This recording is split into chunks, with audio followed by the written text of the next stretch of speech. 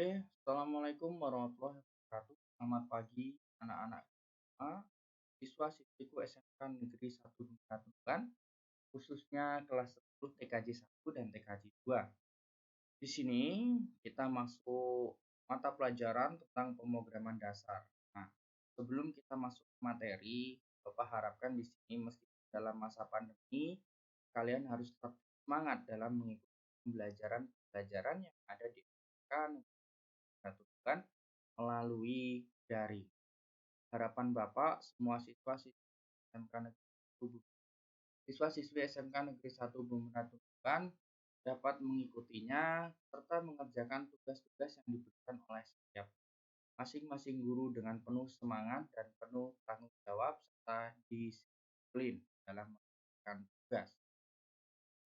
Kita untuk penyemangat kita pada pembelajaran kali ini kita akan menggunakan yel-yel yaitu SMK bisa, SMK hebat.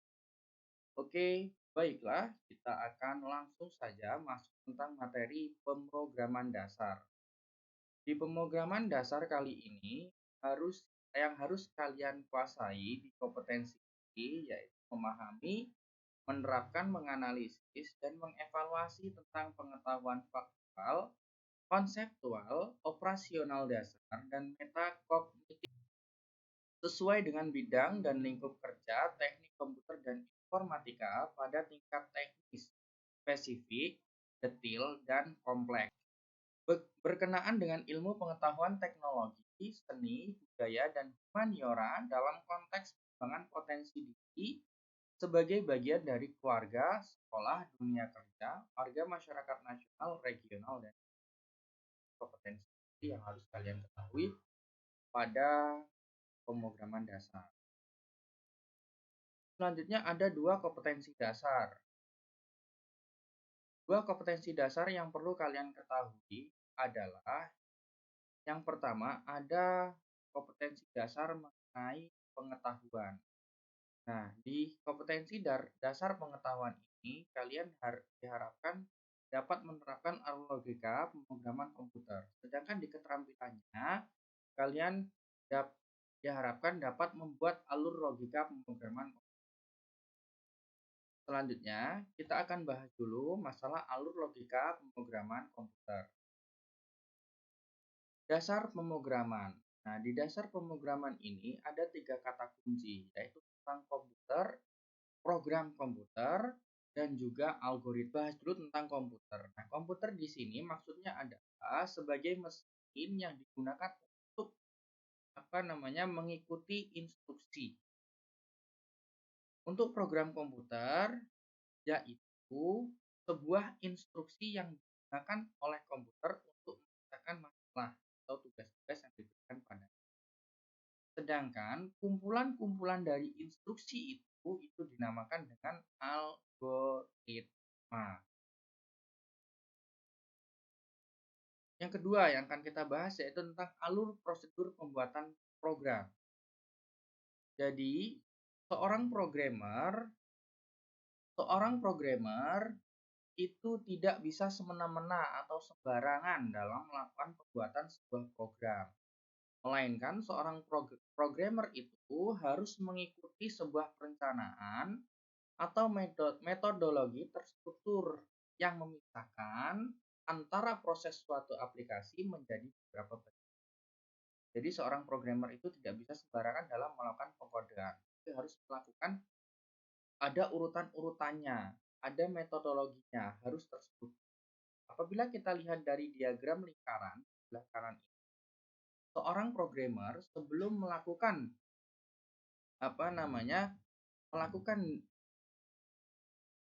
melakukan atau menjalankan suatu program tersebut, maka seorang programmer itu harus melakukan tahap yang pertama yaitu analisis. Nah, setelah melakukan analisis, analisis itu ditujukan untuk mempermudah kita dalam membuat suatu program. Di analisis itu apa yang akan kita inputkan, apa yang menjadi outputnya, dianalisis. Setelah dianalisis, lalu seorang programmer itu baru mengimplementasikan. diimplementasikan, setelah dianalisis didapat, saya ingin membuat sebuah inputan ini dengan outputan ini atau keluaran ini. Nah, setelah dianalisis, baru dia diimplementasikan ke dalam sebuah pemrograman atau sebuah bahasa pemrograman atau sebuah instruksi yang berupa algoritma. Setelah diimplementasikan, maka seorang programmer akan melakukan sebuah eksperimen atau percobaan. Gagal tidak suatu program itu. Di sini dinamakan dengan eksperimen. Nah, gagal tidak, berjalan tidak, atau adakah kesalahan dari algoritma itu, dilakukan eksperimen atau percobaan. Nah, apabila sebuah eksperimen ini gagal atau terjadi kesalahan, maka kita harus mengulangi dari analisis ini. Setelah analisis, baru diimplementasikan lagi, baru dieksperimen. Tetapi jika eksperimennya ini berhasil, maka tahapan yang selanjutnya yang harus dilakukan oleh sebuah programmer itu adalah melakukan desain. Nah, desain ini bisa dilakukan dengan dua cara. Yang pertama menggunakan flowchart atau diagram alir. Nah, yang kedua atau menggunakan yang namanya pseudocode. Apa itu pseudocode dan flowchart? Nanti akan kita bahas di materi selanjutnya, materi setelah ini. Tahap-tahap dalam menyelesaikan permasalahan pemrograman yaitu sebagai berikut. Ada 4 tahap dalam menyelesaikan sebuah permasalahan pemrograman. Apa saja? Yang pertama yaitu tentang tahap definisi permasalahan. Yang kedua yaitu tahap analisa permasalahan. Yang ketiga, tahap desain algoritma dan representasi. Dan yang keempat yaitu simbol flowchart. Kita bahas yang pertama yaitu tentang tahap definisi permasalahan. Apa itu tahap definisi permasalahan? Tahap definisi permasalahan yaitu masalah yang terjadi harus diketahui dan terdefinisi guna mendapatkan detail persyaratan input dan outputnya sebelum program didesain guna menyelesaikan beberapa permasalahan tersebut. Nah, ini sangat penting untuk seorang programmer. Untuk seorang programmer itu harus dapat definisi permasalahan yang ada dulu. Nah, definisi dulu permasalahan apa yang akan terjadi nanti, didefinisikan, lalu apa solusinya. Harus dilakukan oleh seorang programmer. Yang kedua yaitu tahap analisa permasalahan. Setelah terdefinisi, baru seorang programmer itu menganalisa definisi permasalahannya apa saja yang ditemukan, lalu dianalisa permasalahan itu supaya menghasilkan prosedur penyelesaian yang paling ringkas dan juga efisien yang harus dirumuskan. Tahap ketiga yaitu tahap desain algoritma dan representasi. Tadi setelah definisi selesai, baru dianalisa, analisa selesai, baru kita masuk ke tahap desain algoritma dan representasi. Algoritma ya dapat diwujudkan dalam bentuk bahasa melalui sebuah diagram, program alir atau yang besar, ataupun melalui prosedur pseudocode yang menjembatani antara bahasa manusia dengan bahasa pemrograman menggunakan presentasi atau grafik, sehingga dapat memberikan solusi dalam sebuah alur yang mudah dimengerti. Nah, jadi dalam tahap desain algoritma ini, algoritma dapat didesain dengan dua cara. Yang pertama menggunakan flowchart atau diagram program alir. Seperti apa sih program diagram alir? Nanti akan kita jelaskan setelah ini. Ataupun melalui prosedur pseudocode.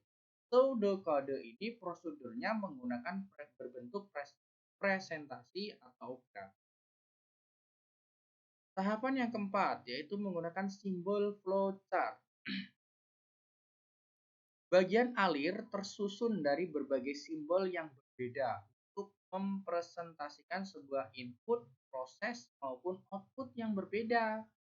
Selain itu, flowchart juga memiliki langkah-langkah yang harus diikuti dan menyelesaikan suatu permasalahan dalam bentuk simbol-simbol tertentu.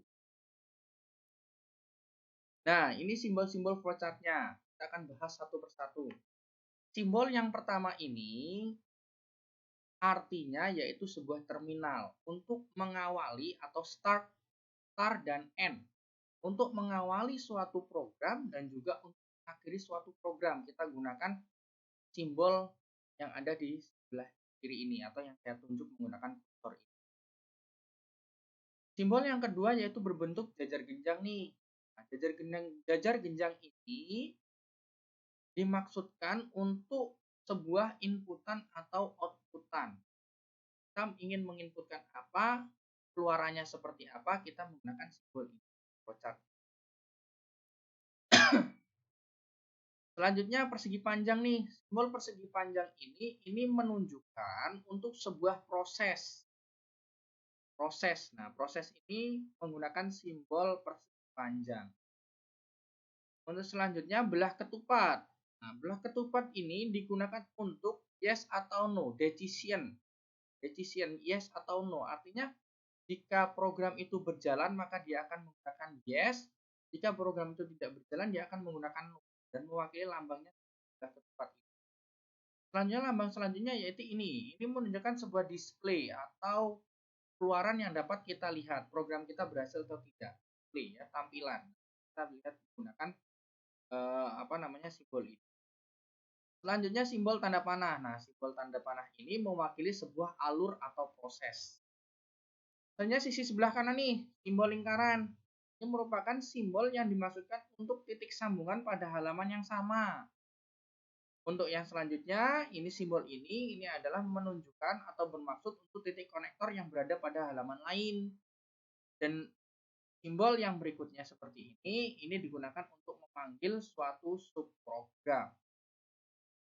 Untuk simbol yang selanjutnya ini ditunjukkan atau dimaksudkan untuk mewakili sebuah dokumen yang bawahnya ini untuk menggunakan storage data atau penyimpanan data dan yang terakhir di sini digunakan untuk preparation atau pemberian nilai suatu variabel. Oke, itulah pertemuan pertama yang dapat kita lakukan di pemrograman dasar. Untuk materi pertemuan pertama ini kita tidak ada tugas ya anak-anak. Nah, semoga kalian tetap semangat, semoga kalian semua dalam keadaan sehat, tetap menjadi siswa-siswi SMK yang bisa dan SMK yang hebat, dan juga semoga kalian dapat sukses bersama di jurusan TKJ SMK Negeri Sumut. Mungkin itu saja yang dapat Bapak sampaikan di pertemuan pertama ini. Tetap semangat. Bapak akhiri. Wassalamualaikum warahmatullahi wabarakatuh.